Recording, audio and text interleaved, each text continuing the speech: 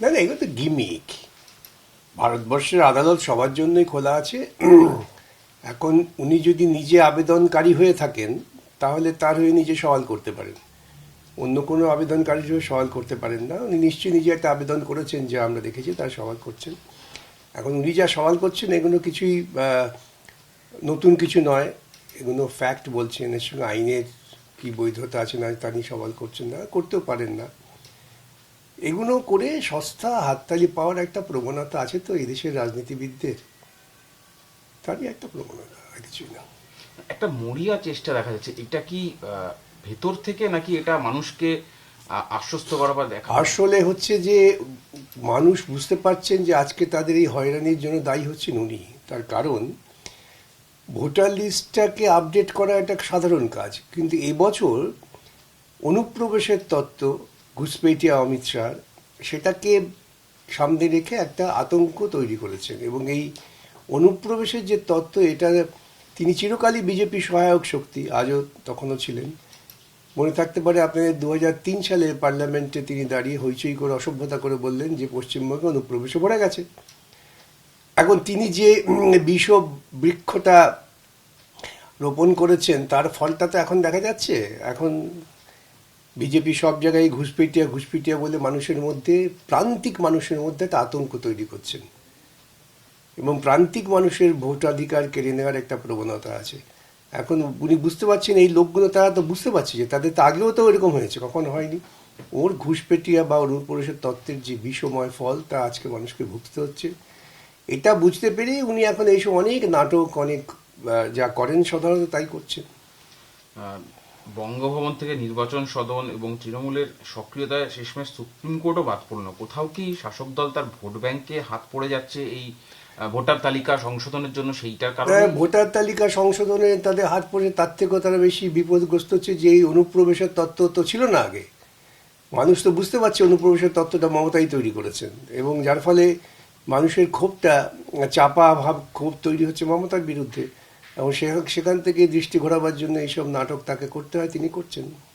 আরো একটা অভিযোগ, আরো একটা বিষয়, সেটা হচ্ছে নির্বাচন কমিশনার বিরুদ্ধে মুখ্যমন্ত্রী ইমপিচমেন্ট আনার কথা বলছেন এবং চলতি অধিবেশনেই মোশন আনার চেষ্টা করছে।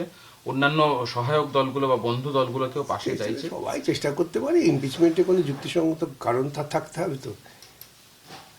ইমপিচমেন্ট অত সহজে হয় না। ইমপিচমেন্ট করলে দেখাতে হবে তিনি সংবিধান বিরোধী কাজ করেছেন, গোপনে গোপনে বিজেপির সঙ্গে আঁতাত করে তিনি সর্বত্রই অশান্তি সৃষ্টি করছেন।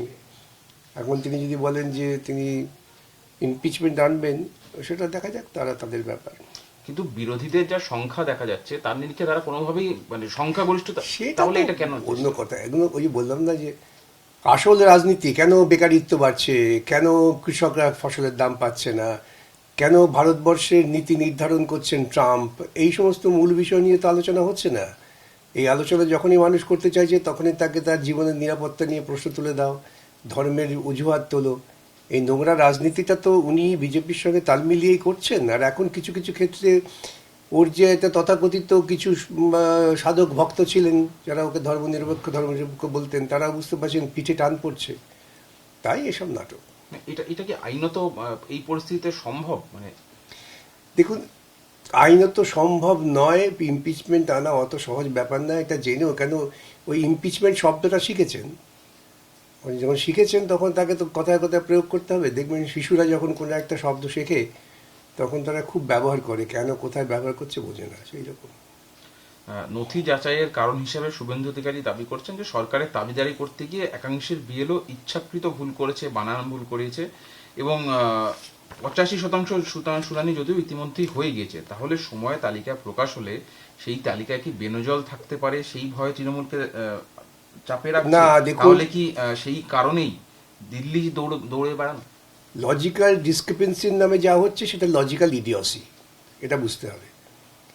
একটা সাংবিধানিক সংস্থা কতটা কি বলবো, কতটা নির্বোধ হলে পরে তারা বাবার সঙ্গে বয়সে পার্থক্য কেন, ছটা সন্তান কেন, নাম পাল্টালো কেন, এই সমস্ত নিয়ে যারা ডেকে পাঠায় তারা অত্যন্ত নির্বোধ। তারা ভারতবর্ষের মাটির সঙ্গে তাদের যোগাযোগ নেই। আর ডেকে পাঠাবেন কেন, তারা কেন যাবেন না? আমরা তো ছেলেবেলা থেকে দেখেছি ভোট কর্মীরা বাড়ি বাড়ি গিয়ে ভোটার তালিকা ঠিক করতেন। বাবুরা ওখানে আমলাতান্ত্রিক কায়দায় বসে ডেকে পাঠাবেন, ওরা উচিত ছিল গোটা টিম তৈরি করে প্রত্যেক বাড়ি বাড়ি গিয়ে খোঁজ খবর করা। সেই সব না করে মানুষের মধ্যে অশান্তি তৈরি করছেন, বয়স্ক মানুষদের টানাটানি করছেন, কত বড় অপদার্থ হলে পরে অমর্ত্য সেনকে টানাটানি করেন। অর্থাৎ এই প্রক্রিয়াটা যারা তৈরি করেছেন তাদের উদ্দেশ্যটা ছিল মানুষকে হ্যারাস করা, এবং তারা সেই মমতার দেওয়া অস্ত্রটাকেই ব্যবহার করেছেন। ভোটার লিস্টের নাম তোলার সঙ্গে নাগরিকত্বের কোনো সম্পর্ক নেই, কিন্তু সেই সম্পর্ক যুক্ত করার চেষ্টা করেছেন।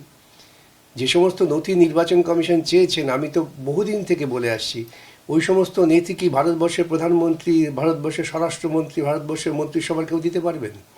দিতে পারবেন নির্বাচন কমিশন তার গ্রামের ঠাকুমা পিসিমার কাছ থেকে এই নথি জোগাড় করতে? যে দেশে ঝড়ে জলে বন্যায় প্রত্যেক মানুষ প্রতি বছর এক প্রান্ত থেকে আরেক প্রান্তে ভেসে চলে যায়, সে দেশে নথি? এই সমস্ত নক্কারজনক কাজ করেই ওরা মানুষকে অশান্ত করছেন। শেষ আমার প্রশ্ন, যে আদালতে আপনার মতো বর্ষিয়ান আইনজীবী বা আরো যারা রয়েছেন সুপ্রিম কোর্টে বিচারপতিদের সামনে সওয়াল করে, আজকে মুখ্যমন্ত্রী সেই আদালতেই কালো গাউনের মতো একটা পোশাক পরে সেখানে তিনি সওয়াল করছেন, সারা রাজ্য সারা দেশ দেখছে, এটাকে একটা নজিরবিহীন। পশ্চিমবঙ্গকে উনি বহু ক্ষেত্রেই একটা ক্লাউনিশ স্টেট হিসেবে প্রতিপন্ন করেছেন, সেটা তার একটা অংশ যুক্ত হলো।